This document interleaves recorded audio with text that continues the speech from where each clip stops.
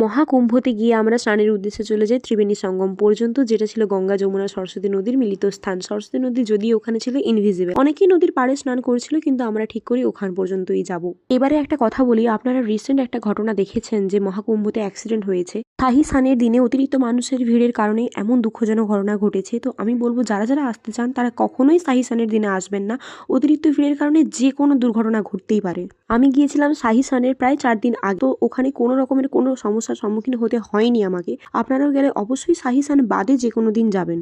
এবারে বলি, আমরা নৌকায় যেতে যেতে মাঝ নদী পর্যন্ত পৌঁছে গিয়েছিলাম, এই হলুদ টেন্টগুলোর কাছ পর্যন্ত, আর ওগুলো ছিল স্নানের পরে চেঞ্জিং রুম। এমনকি নদীতেও কোনো সমস্যা হলে জল পুলিশের বিশেষ সুবিধা ছিল। এবারে পৌঁছে যাই ত্রিবেণী সঙ্গমে স্নানের এরিয়ায়, আর নৌকোগুলো খুব সুন্দর সারি দিয়ে সাজানো ছিল। আর আমি তো অবাক যে মাঝ নদীতে কি করে 1 হাঁটু পর্যন্ত জল হতে পারে। তারপরে আমরা তাড়াতাড়ি করে স্নান সেরে নিই। নেক্সট ভিডিও আসছে কুম্ভ মেলায় ট্রেন যাওয়ার জার্নি এবং গঙ্গা যমুনা নদীর দৃশ্য।